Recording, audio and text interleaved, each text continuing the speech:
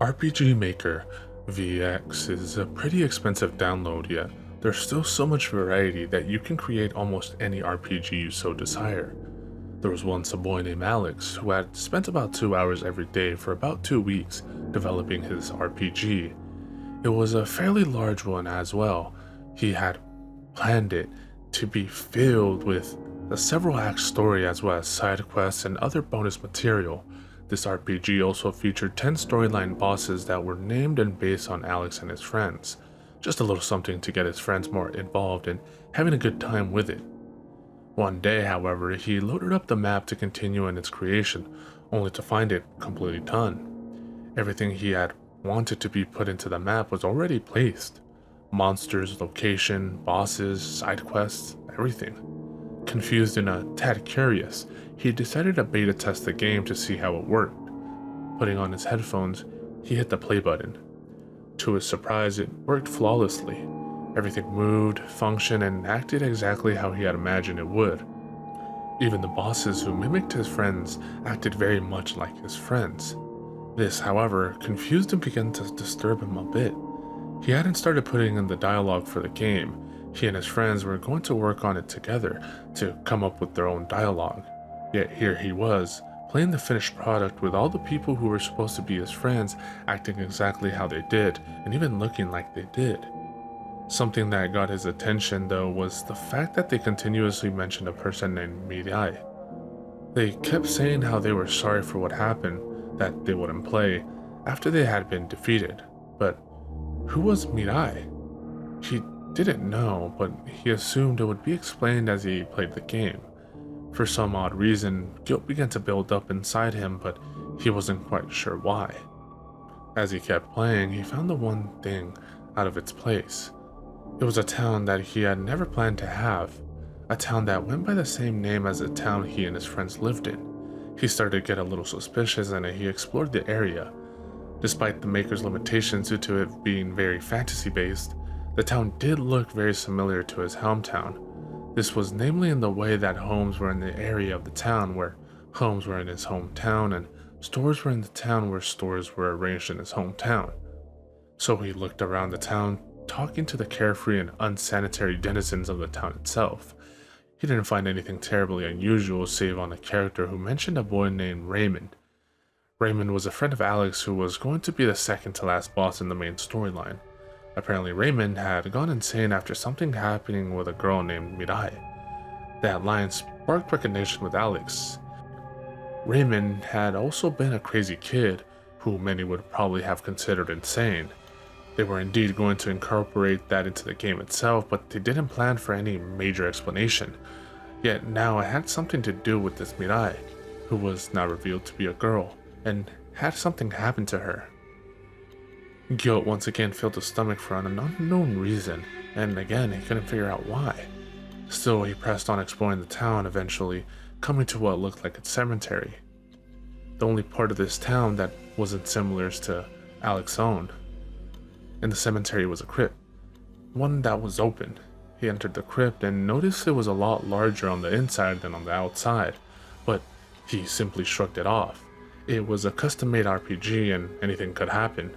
As he continued down the long hallway, he swore he saw the sprite of a little girl with black hair, red eyes, and a sort of dark scarred face briefly appear up ahead.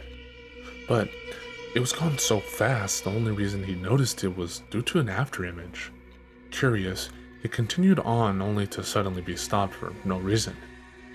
That was when the text showed up and read these words: "Why couldn't you play with me?" This disturbed him a bit, yet he continued walking. The character stopped again and another line of text came up. "Why didn't you save me?" Alex swallowed and yet again, he continued walking. The character stopped. Another line. "The burning.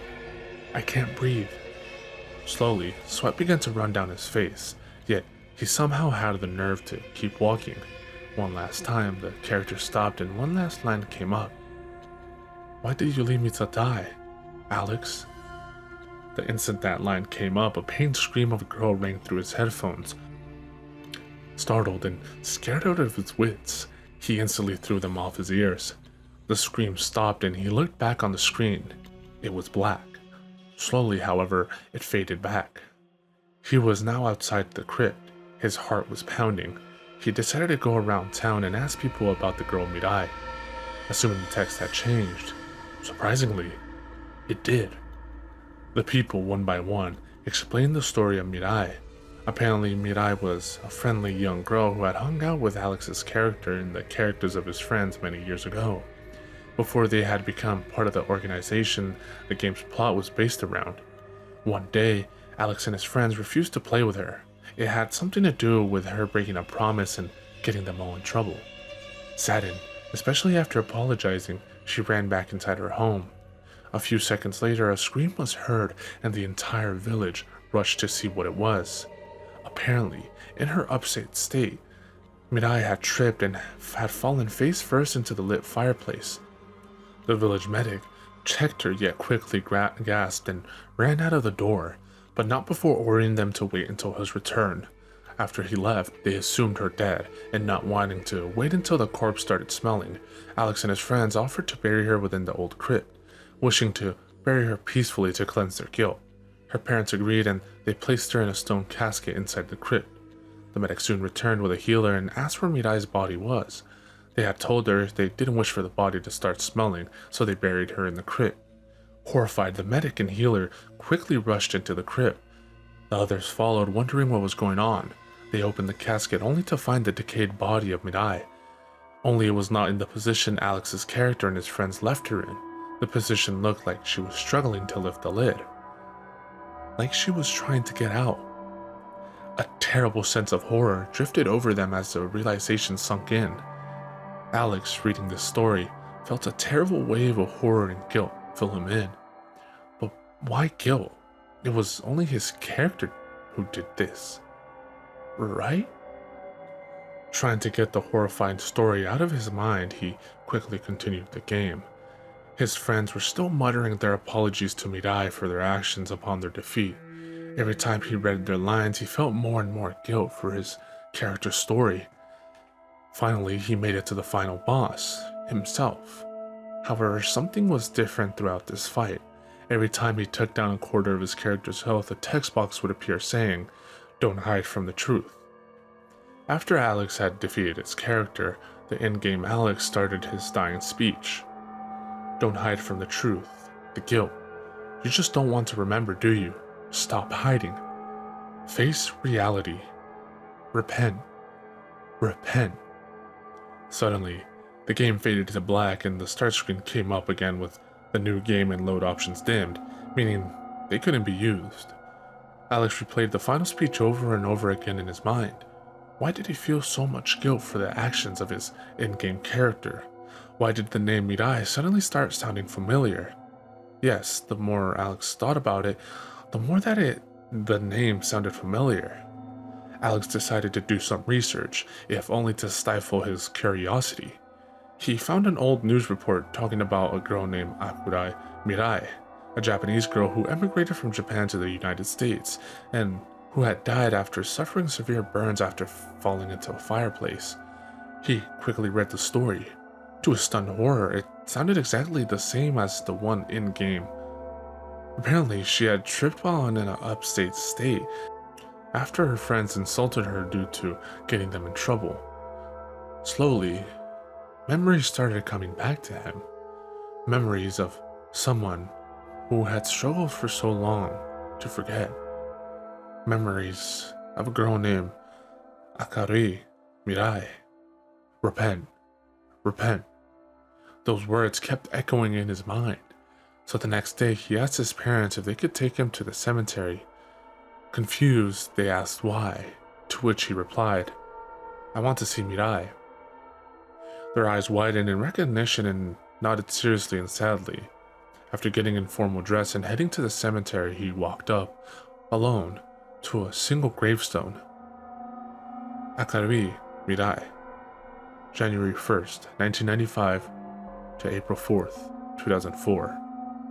Loving daughter and friend, we shall miss you greatly. A cold sense of dread filled him. He fell to his knees as he began to sob. Finally, after a few minutes, he spoke. "I'm so sorry, Mirai. I'm so sorry. I'm sorry for what I said. Please, if you can hear me, forgive this sorry excuse for a friend." He then thought back to the game and how the Mirai in-game had been found in the casket. His eyes widened in horrible realization. No, dear God, we buried you. We buried you alive. Oh, good God, Mirai, sweet Jesus. Alex bent his head down in shame and horror. The pain was ever growing, never ceasing. Mirai, if you can hear me, please, never allow me to forget again.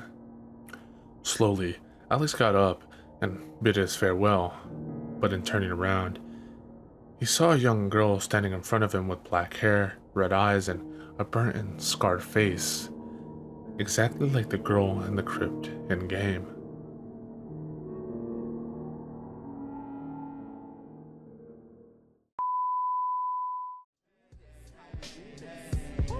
Two-Face, letting the blow, getting the dough. We be checking your hoe while you sweating the flow. I be's intellectual, incredible, and flexible. I turn the virgin sexual, impeccable, but technical. I be the first letter, you ain't know. Check the alphabetical order. My natural elements, chemical slaughter to leave it cruel. More bloodier than menstrual waters. On the 28th, your thoughts are pennyweight. I'ma generate these bonds. Watch as I detonate. At any rate, I separate like races. Niggas segregate you featherweights.